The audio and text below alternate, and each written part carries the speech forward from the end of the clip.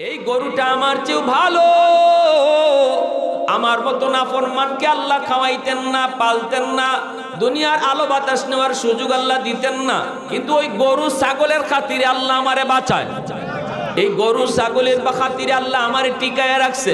এজন্য অযথা হাইওয়ানকে মারবেন না, হাইওয়ানকে মারবেন না। কাহিস দিয়া ইচ্ছা মতো মনের মাধুরী দিয়া কিছু মাটির পাতিলে নকশা করো। নূহ নবী মাটির পাতিলের কিছু নকশা বিভিন্ন ডিজাইনে তিনি করলেন, যেভাবে তার মন চাইছে এইভাবেই করলেন। এরপর আল্লাহ কয়েকটা লাঠি হাতে নাও, লাঠি হাতে নিয়ে সবগুলি পাতিল তুমি ভেঙে ফেলো। নূহ নবীকে আল্লাহ বানাইতেই বলছো কেন, ভাঙতেই বলো কেন? এত আদর করে বানাইলাম, এই মাটির পাতিল বানানোর পরে ভাঙতে কেন কও? আল্লাহ কইরে, নূহ পাতিল শুধু বানাইছো, নাক মুখ দেও নাই, কথা বলার শক্তিও দিতে পারো নাই, হাঁটেও না, লড়েও না, চড়েও না, একবারও তুমি নূহকে তোমার নাম নিয়ে তোমার প্রশংসাও করে না। কিন্তু যেই মানুষে আমি আল্লাহ শুধু বানাইছি মাটি দিয়া তা না, নাক দিছি, মুখ দিছি, চোখ দিছি, জবান দিছি, পা দিছি, হাত দিছি, হাঁটতে পারে, নড়তে পারে, কাঁদতে পারে, হাসতে পারে, আমি আল্লাহকে আল্লাহ কইয়া জিকির করতে পারে। ওই মানুষকে আমি আমার নিজের হাত দিয়ে এখন ভেঙে ফেলবো, ধ্বংস করে ফেলবো। কেমনে তুমি আবদারটা করছো? আমি আল্লাহর বুঝি মায়া লাগে না? আমি আল্লাহর বুঝি একটু মায়া লাগে না? এজন্য আল্লাহ পাক কয়, বান্দা এত আদর করে তোরে বানাইলাম, কিন্তু তুই যখন আমার ডাকে মসজিদে আসতি না, তখন তোর এই আচরণ দেইখা আমার কুদরতি কলিজায় তখন ব্যথা লাগতো। যুবকরা এসে দৌড়ায় বলল, হুজুর আপনারা এই মসজিদে থাকেন না, এই মসজিদে থাকলে ভয় পাবেন। কেন? রাত যখন গভীর হয় তখন এই মসজিদের ভিতর থেকে মানুষের কান্নার আওয়াজ ভেসে আসে। যার ভয়ে আর ডরে আমরা সবাই বাড়িঘর দূরে সরাই নিছি। তো আমির সাহেব বলে, তাহলে এই মসজিদে আমরা আজ রাত থাকব। কেন? মসজিদে কান্নার আওয়াজ, কিসের কান্না এটা বোঝার জন্য আজ রাত এখানেই থাকবো। এশার নামাজ পড়ার পর খাওয়া দাওয়া শেষ করে আমির সাহেব সাথীদের নিয়ে পরামর্শ করলেন, মাশওয়ারা করলেন। সাথীরা বলে, আমরা সবাই রাত কাটাইয়ে দিব বসে বসে। আমির সাহেব বলেন, না, তোমরা যার যার বিছানায় শুয়ে পড়ো, আর আমি একা একা জিকির করি, বুঝি বাচ্চাদের কথা সত্য না মিথ্যা। সাথীরা সবাই যার যার বিছানায় ঘুমায় পড়ছে, আমির সাহেব একা একা জিকির করেন, আল্লাহর ধ্যানে মগ্ন। কিন্তু বলুন, এই ধরনের একটা সংবাদ পাওয়ার পরে স্বাভাবিকভাবে কি আর ঘুম আসবে? হ্যাঁ, ভয় কাজ করে। সাথীরা বিছানায় পড়ছেন ঠিক, কিন্তু ঘুম তো নাই। এইভাবে রাত যখন 12টা বেজে গেল, গভীর রাত, হঠাৎ করে তারা শুনতে পেল একটা ছোট্ট বাচ্চা যেভাবে ফুফায়া ফুফায়া কাঁদে। অত্যন্ত কষ্ট পেয়ে একটা বাচ্চা যেমন ফুফায়া ফুফায়া কাঁদে, এইভাবেই প্রথমে একটা কান্নার আওয়াজ শুরু হলো। সাথীরা সবাই ঘুম থেকে, বিছানা থেকে যার যার মতো করে উঠে গেল। আমির সাহেবের পাশে এসে তারা জড়ো হয়ে বসে পড়ল। প্রত্যেকের মনের ভিতরে ভয়, কিসের সেই কান্নার আওয়াজ, কে কান্না করে? আমির সাহেবের পাশে জড়ো হয়ে বসে তারা ভয় পেতে লাগলো। এইবার দেখি একজন দুইজন নয়, শত শত এরকম কান্নার আওয়াজ মসজিদ থেকে ভেসে আসছে। আমির সাহেব ফলো করে, সাথী সঙ্গীরাও ফলো করেন, না না, এটা কোনো মানুষের কান্নার আওয়াজ নয়, এটা কোনো জিনের কান্নার আওয়াজ নয়, বরং কান্নাটা চতুর্দিক থেকে আসতেছে। উপর থেকেও এই কান্নার আওয়াজ, নিচ থেকেও কান্নার আওয়াজ, ডানে বামেও একই কান্নার আওয়াজ। সবাই তো ভয়ে অস্থির হবেই, তো হওয়ারই তো কথা। আমি সব বলে এই কান্নার আওয়াজ যদি থামাইতে হয়, আমরাও আল্লাহ পাকের জিকিরের আওয়াজ আমরা বাড়ায় দাও। একদিকে কান্নার আওয়াজ, অন্যদিকে জিকিরের আওয়াজ। কান্নার আওয়াজের মোকাবেলায় আল্লাহ পাকের নামের জিকিরের আওয়াজও বাড়তে লাগলো। এমন ভাবে কোরআনের আল্লাহ পাকের নামের জিকির এমন ভাবে তারা বাড়ায় বাড়ায় জিকির করতে লাগলো, উচ্চ আওয়াজে জিকির, এইদিকে কান্না, দুটোটাই লাগলো টক্কর। অল্প সময়ের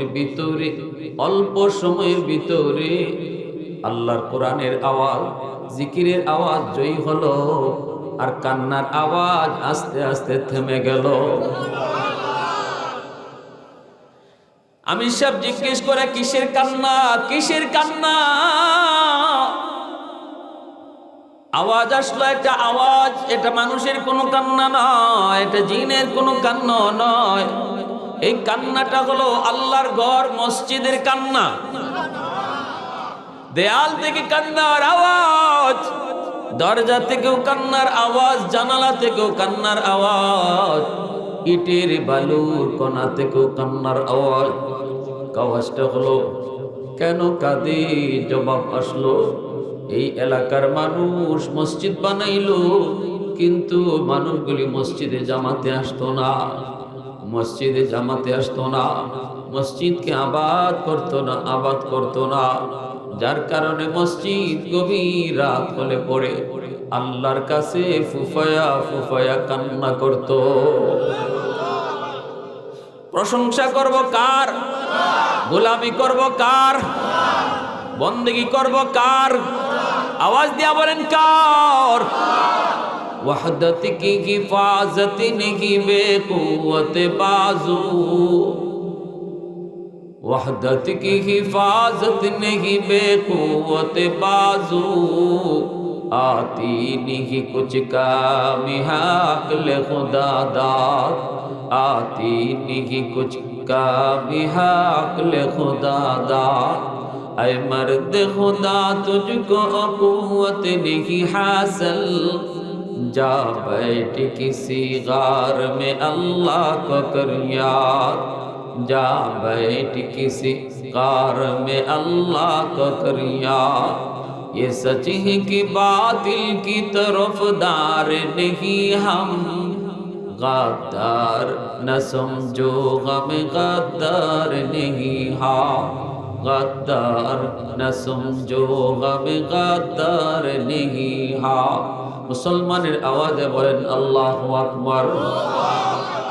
এজন্য বলি যুবক, একটু শোনো, দিলটা নরম করে কথাগুলি বুঝো। কিয়ামতের ময়দানে আল্লাহ পাকের পক্ষ থেকে একটা ঘোষণা আসবে, কিন্তু ঘোষণাটা কার? আল্লাহ পাক রব্বুল আলামিন এটা নিজের পরিচয় দিবেন না। হাসরবাসী সবাইকে লক্ষ্য করে আল্লাহ বলবেন, আলাইসা মিনকুম আদিলা, আলাইসা মিনকুম আদিলা। তোমাদের মধ্যে কোনো এমন মানুষ আসেনি যেই মানুষটা ইনসাফের সাথে জবাব দিবা, সত্য কথা তুমি বলবা, মিথ্যা বলবা না, সঠিক জবাব তুমি দিবা, ইনসাফের সাথে জবাব দিবা। এই যুবক, বিচার ব্যবস্থার ভিতরে ইনসাফ প্রতিষ্ঠা করার জন্য আমার আল্লাহ তার নবীকে দুনিয়া পাঠাইছে। নবীজি বলেন, দুনিয়া থেকে বেইনসাফি তোলার জন্য, ইনসাফ প্রতিষ্ঠার জন্য আল্লাহ আমাকে দুনিয়া পাঠাইছে। এ যুবক, খেয়াল করে শুনো, যেই মানুষটা বিচার ব্যবস্থার ভিতরে সুষ্ঠু বিচার করে, ন্যায় বিচার করে, কিয়ামতের ময়দানে আল্লাহ তাকে আরশের ছায়ার নিচে মেহমান বানায়। আর যদি কেউ কিয়ামতের ময়দানে আল্লাহ পাক রব্বুল আলামিনের সামনে তার কঠিন থেকে কঠিন শাস্তি হবে যদি সে বিচার ব্যবস্থার ভিতরে দুই নাম্বারি করে, মুখ চিহ্নে যদি বিচার করে, টাকা খায় যদি বিচার করে, গোষ্ঠীর লোক দেখে যদি বিচার করে। আমার ভাইরা বন্ধুরা, এজন্যই তো নবী কয়, সাহাবীরা শোনো, আজ আমি নবীর আদালতে একজন মহিলা ধরা পড়লো, চুরির অপরাধে ধরা পড়লো। সে আমার গোষ্ঠীর লোক হওয়ার কারণে তোমরা তাকে একটু বিচার হালকা করতে বলো। কিন্তু আমি নবীর কথা শোনো, শুধু আমার গোষ্ঠীর লোক নয়, আমার কলিজার টুকরা মেয়ে ফাতেমাও যদি আজকে চুরিতে ধরা পড়তো, আমি নবী তার হাত কেটে দিতাম। জোরে করুন সুবহানাল্লাহ। আরেকটু জোরে আওয়াজ দিয়া সুবহানাল্লাহ। এজন্যই হাসরের মাঠে আল্লাহ বলবে, আলাইসা মিনকুম আদিলা, তোমাদের মধ্যে আসুনি এমন কেউ যে ন্যায় কথা বলবা, সঠিক কথা বলবা, ইনসাফের সাথে জবাব দিবা। হাসরবাসী লক্ষ্য করে কয়, মালিক আমরা ইনসাফের সাথেই জবাব দিব, আমরা ইনসাফের সাথেই জবাব দিব। তাহলে আল্লাহ পাক তখনই কয়, তাহলে বলো দুনিয়ার জীবনে যারা যার বন্দেগী করলো, দুনিয়াতে যে যার বন্দেগী করলো, আজ সে কার সাথে থাকবে? দুনিয়াতে মানুষগুলা বিভিন্ন রকমের বন্দেগী করছে, আজ হাসরের মাঠে কে কার সাথে থাকবে? মানুষজন কয়, মালিক ইনসাফের সাথে জবাব। ইনসাফের সাথে জবাব হলো যে যার বন্দেগী করছে, আজ হাসরের ময়দানে সে তার সাথেই থাকবে। আল্লাহ পাক কয়, সঠিক জবাব দিয়েছো, অতএব বটগাছ পূজারীরা বটগাছের সাথে জাহান্নামে যাও, সূর্যের পূজারীরা সূর্যের সাথে জাহান্নামে যাও, নদীর পূজারীরা নদীর সাথে জাহান্নামে যাও, নফসের পূজারীরা নফসের সাথে জাহান্নামে যাও, শয়তানের পূজারীরা শয়তানের সাথে জাহান্নামে যাও। সবাই যার যার মতো করে তাদের মাবুদের সাথে চলে যাবে। একদল মানুষ দাঁড়ায় থাকবে। আল্লাহ বলবেন কি ব্যাপার, তোমরা যাও না কেন? তোমাদের কি হলো? তোমরা যাও না কেন? ওই মানুষগুলি কইব, মালিক আমরা দুনিয়াতে একজনের গোলামি করেছি, তাকে আমরা কোনোদিন দেখি নাই, তারে সারা আমরা যাইবো না। আওয়াজ দিয়া বলেন না সুবহানাল্লাহ। আল্লাহ কইরে বান্দা শুন, সবাই তো যার যার মাবুদের সাথে গেল, তোরা কেন দাঁড়ায় থাকলি? কয় আমরা আমাদের মাবুদকে পাই নাই, এজন্য যাই না। কে তোমাদের মাবুদ? কই দুনিয়ায় যার বন্দেগী করেছি কিন্তু কোনোদিন দেখি নাই। আল্লাহু আকবার। আল্লাহ বলবেন, তাহলে তারে তোমরা দেখলে চিনবানি। সুবহানাল্লাহ জোরে করে। দুনিয়ায় যার বন্দেগী করেছো তাকে দেখলে তোমরা চিনবানি। তখন হাসরবাসী মানুষ, জান্নাতি ইমানদার মানুষগুলি কইব, হো আমরা তারে দেখলে চিনব। আল্লাহ পাক তখন বলবে, কেমনে চিনবা? তারে তো কোনোদিন দেখো নাই, দেখলে কেমন করে চিনবা? কইব, মালিক যদিও আমরা তারে চর্ম চোখে দেখি নাই, কিন্তু তার কোরআনের মাধ্যমে পরিচয় পাইছি। সুবহানাল্লাহ জোরে করে। কেমনে পরিচয়? কয় কোরআনে একটা সূরা আছে, সূরাতুল ইখলাস। কুল হুয়াল্লাহু আহাদ আল্লাহুস সামাদ লাম ইয়ালিদ ওয়া লাম ইউলাদ ওয়া লাম ইয়াকুল লাহু কুফুয়ান আহাদ। এই সূরাখানা আমরা সবাই মুখস্থ জানি তো, তিনবার পড়লে পরে এক খতম কোরআনের সওয়াব। সুবহানাল্লাহ। এই সূরাখানার ভিতরে আল্লাহ পাক শুধু তার নিজের পরিচয় দিয়েছেন। সুবহানাল্লাহ। আল্লাহ কেমন, আল্লাহর পরিচয় এই সূরার ভিতরে। এজন্য জান্নাতি মানুষগুলি কইব, আমরা আমাদের মাবুদকে কোনোদিন দেখি নাই, কিন্তু সূরাতুল ইখলাস কুল হুয়াল্লাহ সূরার ভিতরে তার পরিচয় পেয়েছি। তিনি এমন এক সত্তা, তিনি এমন এক জাত যার কোনো তুলনা নাই, তিনি বেনজির, তিনি বেমিসাল, তার মতো কেউ নাই। এই পরিচয়টা আল্লাহ নিজেই তুলে ধরেছেন। এই যখন আল্লাহর কাছে জান্নাতীরা কইব সূরাতুল ইখলাস কুল হুয়াল্লাহ সূরার মাধ্যমে তার পরিচয় পেয়েছি, অতএব তারে দেখলেও চিনব, তখনই আল্লাহ পাকের কুদরতি দিল খুশি হয়ে যাবে। আল্লাহ তখনই কইব, বান্দা এতক্ষণ আমি তোমাদের সাথে যে কথা বলতেছিলাম, আমি সেই তোমাদের মাবুদ। আর জোরে সুবহানাল্লাহ। আমি সেই মালিক, লা শাবীকা লাহু ওয়া লা নাযীরা লাহু। আমি সেই মালিক, কুল হু আল্লাহু আহাদ আল্লাহুস সামাদ। আমি তো সেই মালিক যিনি সমাদ, যার কাছে সবাই চায় কিন্তু তিনি কারো কাছে চায় না। আল্লাহ পাকের সমাদ নামের অর্থ হলো, কোরআনুল কারীমের ভিতরে আল্লাহর সমাদ নামটা শুধু এক জায়গায় আসছে, 30 পারার ভিতরে শুধু এক জায়গায়, সেই জায়গা হলো সূরাতুল ইখলাস। এই নামের অর্থ হলো, সমাদ বলা হয় এমন এক মালিক, এমন এক জাত, এমন এক সত্তাকে যার কাছে সবাই চাইতে হয়, কিন্তু তিনি কারো কাছে চাইতে হয় না। তিনি কে? একটু জোরে কর না, তিনি কে? তিনি আমার আপনার মালিক, আমার আপনার খালিক, ঠিক না? আল্লাহ পাক রব্বুল আলামিন তাদের উপর খুশি হয়ে বলবে, বান্দা দুনিয়াতে যারে না দেখা কদমে সেজদা দিছো, আজকে তারে দেখা তার কদমে সেজদা দেওয়ার ইচ্ছা হয়নি। দুনিয়ার জীবনে কোনোদিন তারে দেখো নাই, কিন্তু তার কদমে না দেখে সেজদা দিছো। আজ হাসরের মাঠে তারে দেখা সেজদা দেওয়ার ইচ্ছা আসেনি। হাসরবাসী মানুষ, জান্নাতি মানুষগুলা কইব, মালিক এই স্বপ্নটার জন্যই দুনিয়ার 70 বছরের হায়াতের জীবনে তোমার কদমে সেজদা দিছি, হাসরের মাঠে তোমারে দেখা দেখা সেজদা দেওয়ার জন্য। হাদিস শরীফে আল্লাহর নবী বলেন, সাথে সাথে আল্লাহ পাক তার কুদরতি পা মুবারক বের করে দিবেন। আল্লাহ পাকের কুদরতি পা মুবারক বের করে দিবেন। আল্লাহর কদম দেখা মাত্রই মানুষগুলা দুই ভাগে বিভক্ত হয়ে যাবে। একদল মানুষ দেখা মাত্রই সেজদায় পড়ে যাবে, আল্লাহু আকবার, দেখা মাত্রই সেজদায় পড়ে যাবে। কিন্তু আরেক দল মানুষ চেষ্টা করবে সেজদা দেওয়ার জন্য, কিন্তু না পারে না। মেরুদণ্ডের হাড় তার সোজা হয়, বাঁকা হয় না, একদম সোজা হয়ে আসি, পিঠ তার বাঁকা হয় না। রুকু করতে গেলে পিঠ বাঁকা করতে হয়, সেজদা দিতে গেলে পিঠ বাঁকা করতে হয়। এই মানুষগুলার পিঠ বাঁকা হয় না, বারবার চেষ্টা করে পিছন দিকে উপর হয়ে পড়ে যায়। চোখের সামনে বন্ধু আল্লাহকে সেজদা দেয়, চোখের সামনে প্রতিবেশী আল্লাহকে সেজদা দেয়, চোখের সামনে তার পাশের দোকানদার আল্লাহকে সেজদা দেয়, চোখের সামনে তার বন্ধু আল্লাহকে সেজদা দেয়। তারও সেজদা দেওয়ার ইচ্ছা হয়, প্রচন্ড তৃষ্ণা, তার সেজদা দিতে মন চায়, কিন্তু সেজদা দিতে পারে না। পিছনের দিক দিয়ে উপর হয়ে পড়ে যায়, চোখ দিয়ে পানি ঝরতেছে, কান্না, পানির বদলে রক্ত বের হয়ে। আল্লাহ পাক তখন জিজ্ঞেস করে, বান্দা কাঁদো কেন?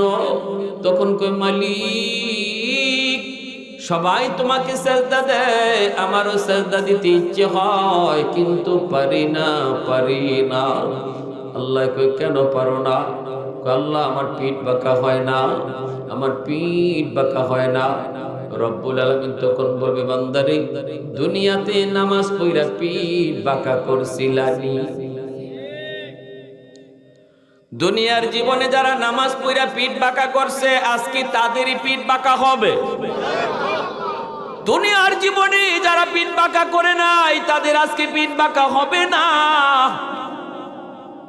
দুনিয়াতে যদি রুকু করতা, সেজদা করতা, আজকে হাসরের মাঠে আমি আল্লাহর কদমে তুমি সেজদা করতে পারতা। আজ তোমার হবে না।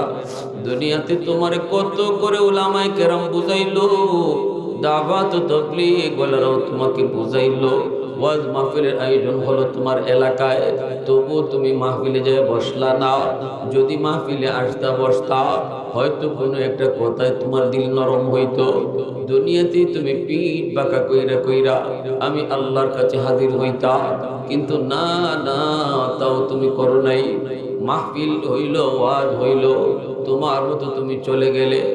আমি আল্লাহ যখন দেখতাম তুমি দোকানে বসে বসে সময় নষ্ট করো, অথচ অন্য জায়গায় তোমার পাশেই আমি আল্লাহর গুণগান, আমার জিকিরের আওয়াজ, আমার নবীর আলোচনা হয়, তোমাকে কেউ মাহফিলে আনতে পারলো না।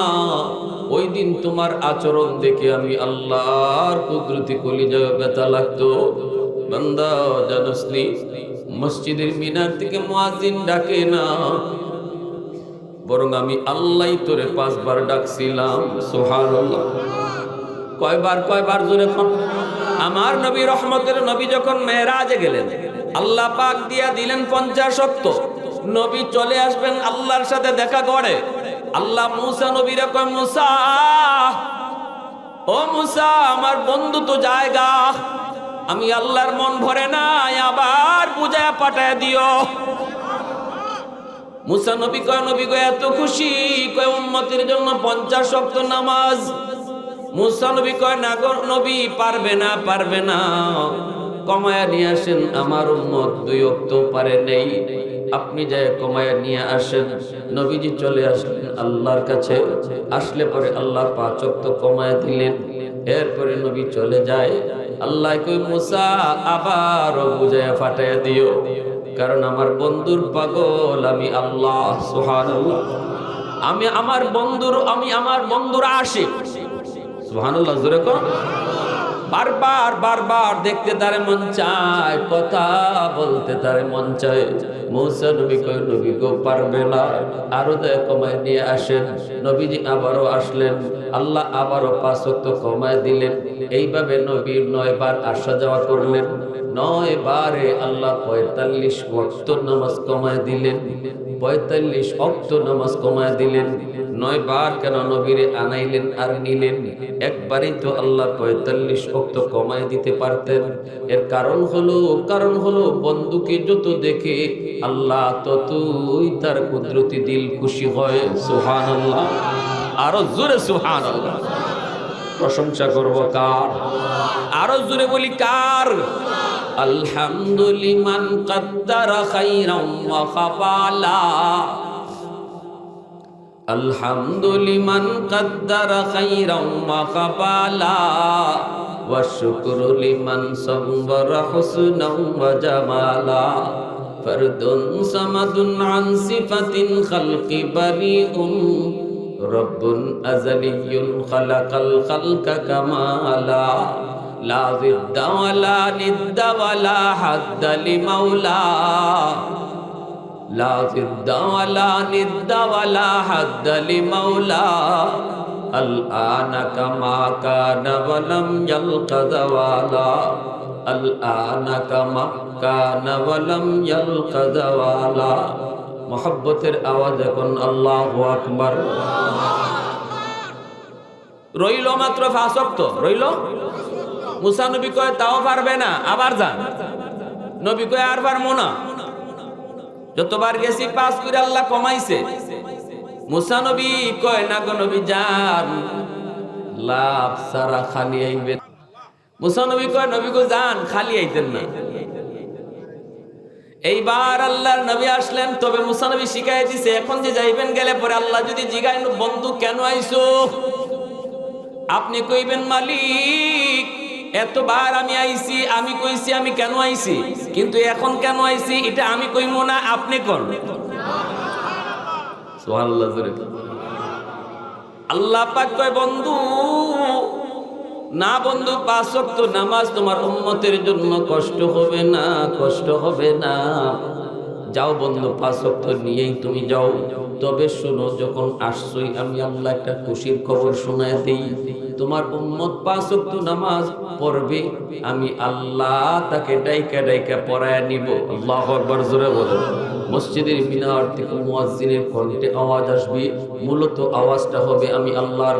আমি তারে ডাকবো, আমি তারে ডেকে ডেকে মসজিদে নিয়ে আসবো, আমি তারে পড়ায় নিব, আর পড়বে 5 ওয়াক্ত, সওয়াব দিব 50 ওয়াক্ত। আরো জোরে সুবহানাল্লাহ। এজন্য আল্লাহ পাক ওই যুবককে ডাক দেয়া কই, যুবক, ওই দিন মসজিদের মিনার থেকে মুয়াজ্জিন তোমারে ডাকে নাই, ডাকে নাই, ডেকেছি আমি আল্লাহ। ওই আজান শোনার পরও যখন তুমি আসতে না, বন্ধুর সাথে গল্প করে করে কাটায় দিতি, মসজিদের পার দিয়ে তুমি চলে যাইতা, অথচ তোমার সামনে লোকজন মসজিদে ঢুকতো, তুমি মসজিদের পার দিয়ে বাজারে চলে যাইতা, তখন আমি আল্লাহ পিছন থেকে তোরে ডাকছি। সুবহানাল্লাহ। আমি আল্লাহ তোরে পিছন থেকে ডাকছি, ইয়া আইয়ুহাল ইনসান মা গাররাকা বিরাব্বিকাল কারীম। ও বান্দা কই যাস? কে তোরে আমি আল্লাহ থেকে ভুলাই দিল? কে তোরে আমি আল্লাহ থেকে ভুলাই দিল? আমি না তোরে আদর করে বানাইছি? মায়ের পেটে ছিলি, সেখানে খাদ্যের ব্যবস্থা আমি আল্লাহ করছি। মায়ের পেট থেকে দুনিয়া আসবি, কান্না শুরু করে দিলি, আসতে চাস না। আমি তোরকে বললাম না না বান্দা, যা, দুনিয়া তোর জন্য আরো ভালো, খাবার ব্যবস্থা আমি তোমার জন্য করছি। তুমি দুনিয়ায় আসার আগেই তোমার রিজিক পাঠাইছি। সুবহানাল্লাহ, জোরে কর। মায়ের বুকে আল্লাহ পাক সন্তান দুনিয়া আসার আগেই তো খাদ্য পাঠায় দেয়, ঠিক না? তাহলে মানুষ দুনিয়ায় আগে আসে না রিজিক আগে আসে? জোরে বলেন, ভালো করে মনে রাখেন। মানুষ দুনিয়ায় আগে আসে না রিজিক আগে আসে? রিজিক আগে আসে, রিজিক আগে আসে। যেই রিজিক পাওয়ার জন্য আজকে তুমি হারাম পন্থা অবলম্বন করো, তুমি আজকে সুদ খাও, তুমি আজকে ঘুষ খাও, সুদে তুমি টাকা লাগাও, গরিব হলেও আজকে সুদে টাকা লাগাও, অল্প টাকা হলেও টাকা লাগাও সুদে। মনে রাখবা, যেই টাকা যেই কামাই করার জন্য তুমি হারাম পথে কামাই কইরা জাহান্নাম কামাইতেছো, এই রিজিক আল্লাহ তুমি দুনিয়া আসার আগে দুনিয়া পাঠাইয়া দিছে। এজন্য আল্লাহ পাক করে, যুবক, এত করে আমি আল্লাহ তোরে ডাকলাম, কিন্তু আমার ডাক শুনলি না।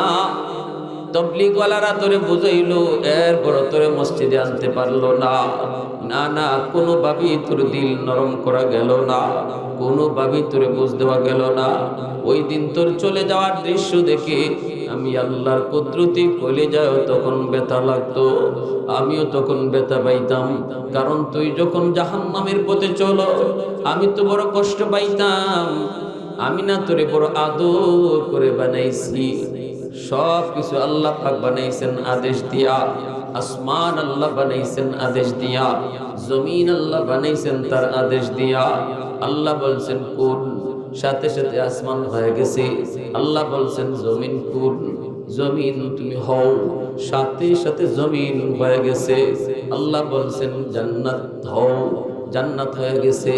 আল্লাহ বলছেন ফেরেশতারা হও, ফেরেশতারা হয়ে গেছে। কিন্তু আমারে আপনারে বানাইতে আল্লাহ পাক আদেশ দিয়ে বানাই নাই রে যুবক।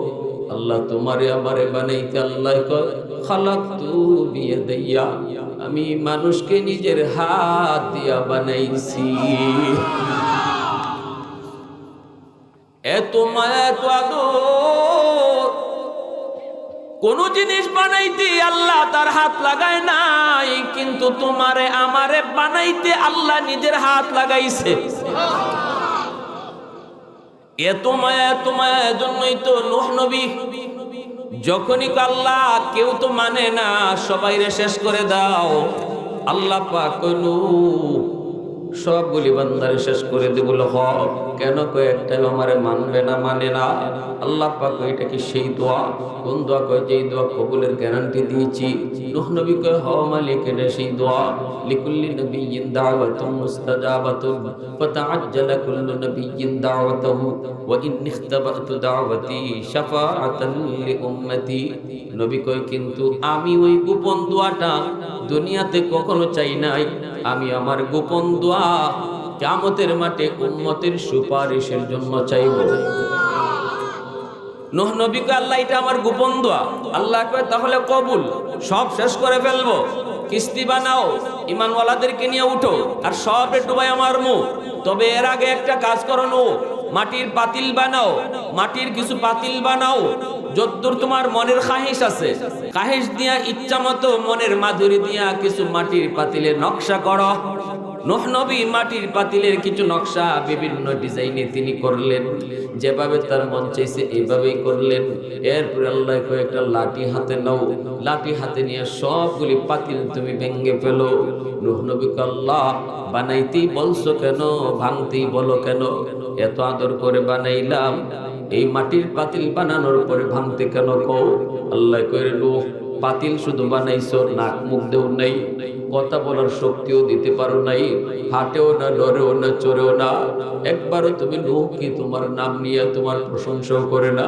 কিন্তু যেই মানুষে আমি আল্লাহ শুধু বানাইছি মাটি দিয়া তা না, নাক দিছি, মুখ দিছি, চোখ দিছি, জবান দিছি, পা দিছি, হাত দিছি, হাঁটতে পারে, নড়তে পারে, কাঁদতে পারে, হাসতে পারে। আমি আল্লাহকে আল্লাহ কইয়া জিকির করতে পারে।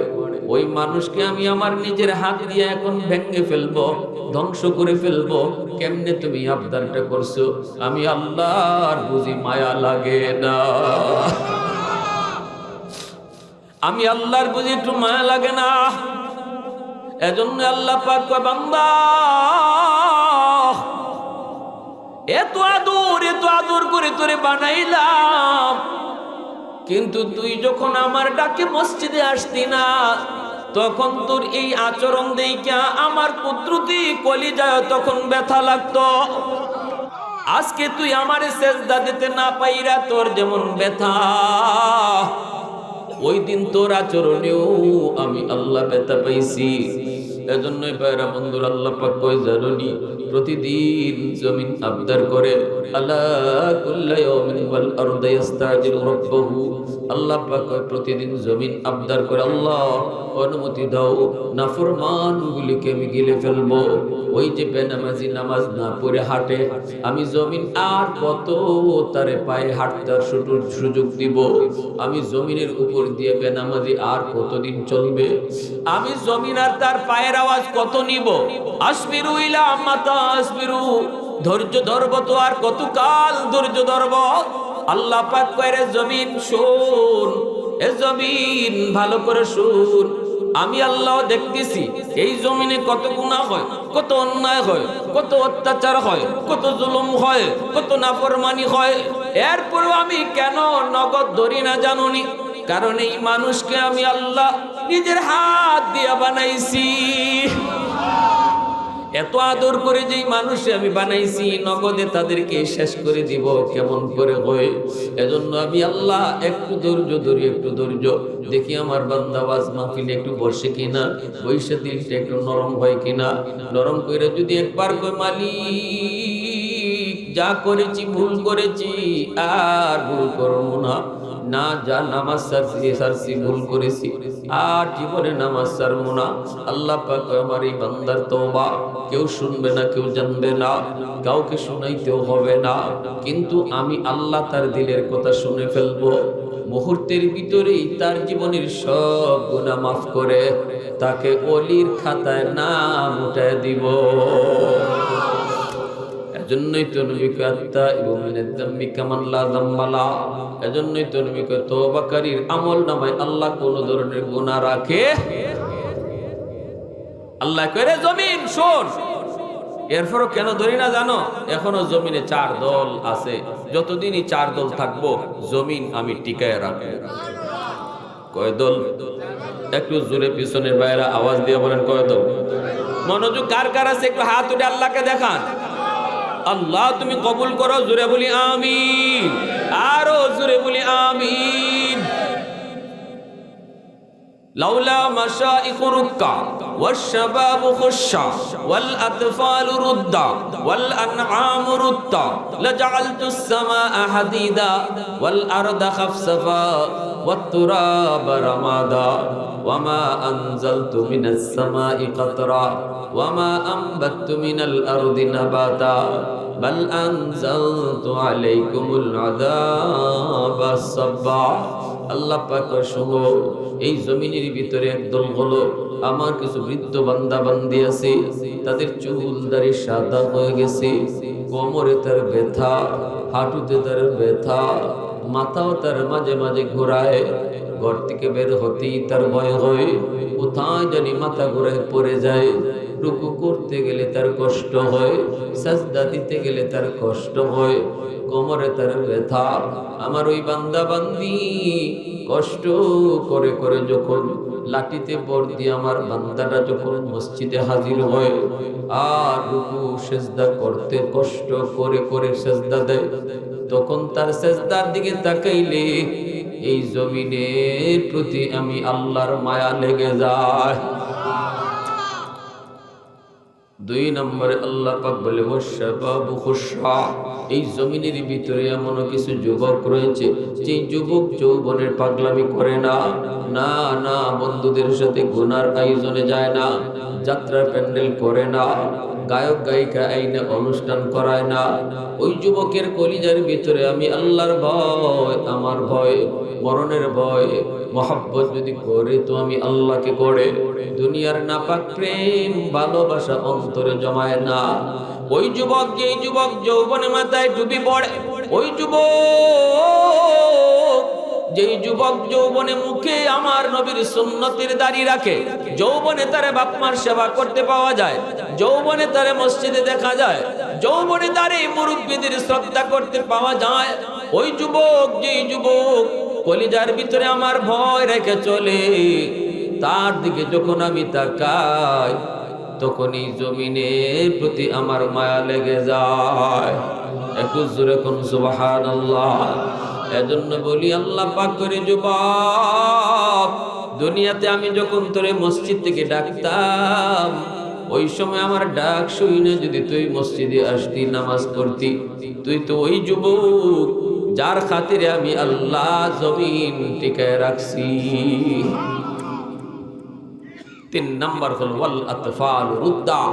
আল্লাহ বলেন প্রতিটা ঘরে ঘরে কিছু শিশু বাচ্চা আছে, এই শিশু বাচ্চাগুলোর কোনো দোষ নাই, এরার কোনো গুনাহ নাই। শিশুদের উপর নামাজ ফরজ, শিশুদের উপর রোজা ফরজ না, শিশু বাচ্চাগুলোর উপর শরীয়তের কোনো বিধিবিধান নাই, শিশুরা নিষ্পাপ। আল্লাহ পাক বলে মানুষের গুনার কারণে যদি জমিনে গজব আসতো, আমি আল্লাহ গজব দিতাম, তো ওই শিশু বাচ্চাগুলো গজবের ভিতরে ফিরে যায়। এদের দিকে তাকাইলে আমি আল্লাহ জমিনের প্রতি মায়া লাগে, কারণ এই শিশুদের কোনো দোষ নাই, অপরাধ নাই। এজন্য মনে রাখবা, ঘরের ভিতরে শিশু বাচ্চাগুলি যারা আছে এরা হলো নিষ্পাপ। অযথা শিশুদেরকে মারধর করবেন না, শিশুদেরকে কষ্ট দিবেন না, কারণ আমার ঘরের অবুঝ শিশুটা নিষ্পাপ, ওর খাতিরে আল্লাহ আমাকে তোমাকে খাওয়াইতেছে। নতুবা যেই পরিমাণ গুনাহ আমরা করি বহু আগে আল্লাহ ধ্বংস করে দিত। শিশু বাচ্চাটার উসিলায় আল্লাহ পাক আমাদেরকে খাওয়ায়, আল্লাহ আমাদেরকে ফালে।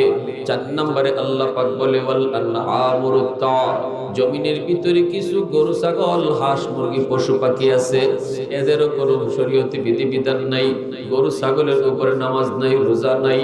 কিন্তু যদি আমি আসমানি গজব দেই মানুষের গুনার কারণে, গরু ছাগল হাঁস মুরগিগুলো তারা এই গজবে পড়ে যায়। আমি যখন দেখি এই হাঁস মুরগির কোনো দোষ নাই, কোনো গুনাহ নাই, অথচ গজব দিলে ওরাও পড়ে যাবে, তখন এই জমিনের প্রতি আমি আল্লাহর মায়া লেগে যায়। এজন্য অযথা গরু ছাগল হাইওয়ানকে মারবেন না, কারণ এই গরুটা আমার থেকে ভালো যদি আমি জাহান্নামী হই, ঠিক কি না? এই গরুটা আমার চেয়েও ভালো। আমার মতো নাফরমানকে আল্লাহ খাওয়াইতেন না, পালতেন না, দুনিয়ার আলো বাতাস নেওয়ার সুযোগ আল্লাহ দিতেন না, কিন্তু ওই গরু ছাগলের খাতিরে আল্লাহ আমারে বাঁচায়। সুবহানাল্লাহ, জোরে বলেন। এই গরু ছাগলের খাতিরে আল্লাহ আমারে টিকায় রাখছে। এজন্য অযথা হাইওয়ানকে মারবেন না, হাইওয়ানকে মারবেন না। আলী রাদিয়াল্লাহু তাআলা আনহু তিনি মসজিদে বের হবেন, আমার নবীর পিছনে নামাজ পড়বেন। নবীজি ইমাম, আলী ঘর থেকে বের হয়েছেন, বের হইয়েই দেখেন একটা চিকন গলি, এই গলিটা দিয়ে আলী পার হবেন। এত চিকন, একজন গেলে আর একজন যাওয়া যায় না, পিছনে পিছনে যাইতে হয়। আলী ঢুকেই দেখেন একজন মুরব্বী মানুষ, সাদা দাড়ি, সাদা চুল, লাঠি বর দিয়ে মুরব্বী মানুষটা যায়।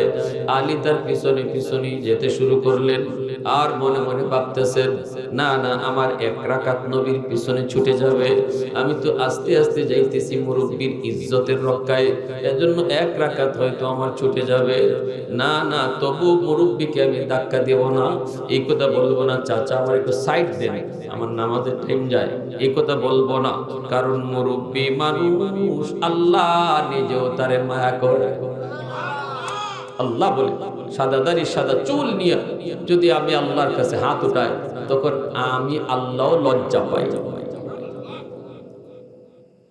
এইদিকে হযরত আলী রাদিয়াল্লাহু তাআলা পিছনে পিছনে আসতেছেন, নবীজি 1 রাকাত ছুটে গেছে, নবী চলে গেছেন রুকুতে, 1 রাকাত যায় নাই, রুকুতে গেছেন।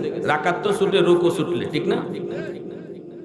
যেই মাত্র নবী রুকুতে গেলেন, আল্লাহ জিব্রাইলকে পাঠাইছে, জিব্রাইল তাড়াতাড়ি করে আমার বন্ধুকে যায় বলো, আমার বন্ধুকে যায় বলো রুকু যেন লম্বা করে, কারণ এখনো আলী জামাতে শরীক হয় নাই। আল্লাহ নবী রুকুতে জিব্রাইল কানে কানে কয়, নবী গো মাথা তুইলেন না, রুকু লম্বা করেন, আপনার আলী এখনো জামাতে শরীক হয় নাই। মায়ার নবী, দয়ের নবী রুকু লম্বা করা শুরু করলেন। নামাজে কথা বলতে পারেন না, কিন্তু নবী বিরক্ত হচ্ছেন। হায়রে, আজকে আলীর কারণে আমার রুকু লম্বা করতে হচ্ছে, কিন্তু ঘটনাটা কি তা তো বুঝলাম না। নবী তা তো জানতেও পারেন না, কারণ নামাজ, নবী তো রুকু লম্বা করতেছেন, সাহাবায়ে কেরাম পিছনে নামাজে দাঁড়ায় আছেন, তারাও তো রুকু লম্বা করেন, কিন্তু কারণটা কি কেউ তো বুঝেন না। নামাজ শেষ হবার আগে আগে যেই মাত্র আলী মসজিদে ঢুকে দেখেন নবী এখনো রুকুতে, আলী মনে মনে কয়, হায় হায়, আমি তো ভাবছিলাম রাকাত একটা পাইবো না, এখন তো নবীর রুকুতে পেয়ে গেছি, আমার তো রাকাত ছুটে নাই। আইসে যেই মাত্র রুকুতে শরীক হইছেন, তখনই জিব্রাইল কানে কানে কয়, নবী গো মাথা উঠান, আপনার আলী জামাতে শরীক হয়ে গেছে। নামাজ শেষ হলে পরে আল্লাহর নবী সবাইকে ডাকে, আসো সামনে আসো। নবী কয়, আলী তুমিও সামনে আসো। আল্লাহর নবী সামনে এনে বলতেছেন, আলী একটু কও তো আজকে দেরি করলা কেন? আলী কয়, কোথায় গো নবী, বেশি দেরি হয় নাই, আমি আপনারে রুকুতে পাইছি। কথাটা বুঝছেন? আল্লাহর নবী বলে, আলী রুকু তো পাইছো, কিন্তু কেমনে পাইছো খবর আসেনি। ইয়া রাসূলুল্লাহ, কিছুই তো বুঝি নাই। নবী কয়, রে জি আলী, তোমাকে রুকু পাওয়ানোর জন্য জিব্রাইল আমাকে রুকুতে আটকায় রাখছে। আমার আল্লাহ নির্দেশ দিছে মাথা যেন না তুলি। আলী রাদিয়াল্লাহু তাআলা কান্না শুরু করে দিয়েছে মসজিদে নববী। আলী কান্দে আর কয়, নবী গো, আমার কারণে আপনার আজকে কষ্ট হইছে, আমার কারণে আপনার রুকু লম্বা হইছে, আপনার কষ্ট হইছে গো নবী, মাপ চাই। আল্লাহ নবী কয়, আলী মাপ চাইবা পরে, আগে কও কি কইরা আইছো, তোমার কোন আমলের কারণে আল্লাহ এত খুশি, এত খুশি আমাকে রুকুতে লম্বা করায় দিছে। আলী কয়, নবী গো, আমি একজন মুরব্বী মানুষকে সম্মান করছি, একজন সাদাদারি সাদা চুল মুরব্বী মানুষকে সম্মান করছি, আর কিছু মনে পড়ে না গো নবী। আল্লাহর নবী কয়, আলী রে, এবার একটু বুঝ, মুরব্বীকে সম্মান করলে আল্লাহ কেমন খুশি হয়, কেমন খুশি হয়। সাথে সাথে নবীজি দৌড় দিয়ে আলীকে বুকে জড়ায় তিনি আদর করেন, মুসাফা করেন, মুরাকাবা করেন, ভাইরা মুআনাকা করেন। এজন্যই ভাইরা বলতেছিলাম, আমার আল্লাহ কয়, ও দুনিয়ার বান্দা বান্দির দল, এই জমিন প্রতিদিন আমি আল্লাহর কাছে আবদার করে জমিন শেষ করে দেওয়ার জন্য, কিন্তু যাদের কারণে জমিন টিকায় রাখছি, এর ভিতরে প্রথম দল হলো ওই মুরব্বী মানুষ যারা কষ্ট কইরাও আমাকে রুকু দেয়, সেজদা দেয়, তাদের খাতিরে আমি জমিন টিকায় রাখছি। দ্বিতীয় দল আল্লাহ কয়, ওই যুবক, যেই যুবক যৌবনে পাগলামি করে না, যেই যুবক যৌবনে আল্লাহকে ভয় করে, যেই যুবক যৌবনে মসজিদে যায়, যেই যুবক যৌবনে গুনার কাজ করে না, যেই যুবক যৌবনে বাপ মার সেবা করে, যেই যুবক যৌবনে মুরব্বীদেরকে শ্রদ্ধা করে, আল্লাহ পাক কয়, ওই যুবকগুলির খাতিরেও আমি জমিন টিকায় রাখছি। ভাইরা বন্ধুদের জন্য বলতেছিলাম, কিয়ামতের মাঠে আল্লাহ ওই যুবককে ডাক দিয়ে কইব, যুবক, তুই তো এত দামি একটা যুবক ছিলি, কিন্তু তুই তো আমার ডাক শুনলি না। আজকে তোর চোখ দিয়ে পানির বদলে রক্ত ঝরলো, লাভ হবে না, আমাকে সেজদা করতে পারবি না। দুনিয়াতে যারা আমাকে সেজদা করতো, দুনিয়াতে যাদের পিঠ পাকা হইতো, ওরাই শুধু আজকে পিঠ পাকা করতে পারবে, আর কেউ পিঠ পাকা করতে পারবে না। খুযুহু ফাগুল্লুহু সুম্মাল জাহিমা সাল্লু সুম্মা ফি সিলসিলাতিন যারউহা ৭০ যিরাআন ফাসলুকু। আল্লাহ পাক ফেরেশতাদেরকে বলবে, ওরে ধরো, ওরে ধরো, ৭০ গজ জিঞ্জির দিয়া বাঁধো। কয় গজ? ৭০ গজ জিঞ্জির দিয়া বাঁধো। এরপরে আল্লাহ পাক বলবে, জাহান্নামে নিক্ষেপ করো, জাহান্নামে নিক্ষেপ করো। এর যুবক, যেই যুবক আজকে নামাজি হয় না, বেনামাজি, আল্লাহকে ভয় করে না, ওই যুবকগুলি কিয়ামতের মাঠে মা বাবার বিরুদ্ধে মামলা দিব। কইব, আল্লাহ আমারে জাহান্নামে পরে ফেলাও, আমার মারে আনো, আমার বাপরে আনো। তারা আমাকে এমন কেন বানাইলো, কেন তারা আমার নামাজ শিখাইলো না, কেন তারা আমাকে কোরআন শিখাইলো না, কেন আমাকে তারা তোমার পরিচয় শিখাইলো না। আমারে এমন এক জায়গায় ফরাইছে, এমন এক জায়গায় ভর্তি করছে, আগডুম বাগডুম গোড়াডুম সাজে এই ফরা ফইরা বড় হইছি, কিন্তু তোমার পরিচয় পাই নাই, আখিরাতের পরিচয় আমি পাই নাই। না না, ব্যাংকের ফাল শিখাইছে, সাইকেল দৌড়ানি শিখাইছে, ঠিক না? আল্লাহ তোমার পরিচয় আমাকে শিখায় নাই। আমার মা আমার বাবা কেন আমাকে ওই পরিবেশে পড়াইলো? আমার বাপ মারে আনো, রব্বানা আতিহিম দিফাইনি মিনাল আযাব ওয়ালআনহুম লানান কাবীরা। আল্লাহ আমাকে যেই পরিমাণ শাস্তি তুমি জাহান্নামে দিবা, আমার বাপ মারে ডাবল শাস্তি দেও, নাউজুবিল্লাহ। এজন্য সন্তান মানুষ করানো, জন্ম দিলে মানুষ হয় না, সন্তানকে মানুষ বানাইতে হয়। আর মানুষ বানানোর শিক্ষা হলো কোরআনের শিক্ষা, ঠিক কিনা জোরে বলেন? মানুষ বানানোর শিক্ষা হলো কোরআনের শিক্ষা, ইসলামী জিন্দেগি, হালাল হারামের বিধিবিধান। যার জীবনে হালাল হারাম আছে সে মানুষ, যার জীবনে হালাল নাই হারাম নাই সে মানুষ না। গরু ছাগলের জীবনে হালাল নাই হারাম নাই, তুমি মানুষ হয়েও যদি তোমার জীবনে হালাল নাই হারাম নাই, তাহলে তোমার মাঝে আর হায়ওয়ানের মাঝে তফাৎ নাই, ঠিক কিনা? মানুষ যদি হতে হয় তাহলে তার জীবনে বৈধ থাকবে, অবৈধ থাকবে, হালাল থাকবে, হারাম থাকবে। এটা খাওয়া যাবে, এটা খাওয়া যাবে না। এখন এটাও খায় ওটাও খায়, তো এটাও খায় ওটাও খায়, গরু খায়, ঠিক কিনা? এটাও খায় ওটাও খায়, কে খায়? গরু খায়। আমি মানুষ হয়েও যদি এটাও খাইলাম ওটাও খাইলাম, হালালও বুঝি না হারামও বুঝি না, যা পাই তা খাই, কিয়ামতের মাঠে ওই মা বাবার বিরুদ্ধে সন্তান মামলা দিয়ে বসবো, কঠিন মামলা। আল্লাহ আমার বাপ মারে ডাকো, আমারে তারা এমন পরিবেশে লেখাপড়া করাইছে, এমন পরিবেশে বড় করছে, ঘরের পরিবেশ দিনই পরিবেশ ছিল না। আমি একটু বুঝ হওয়ার পরেও কোরআন তেলাওয়াত করে শুনছি না।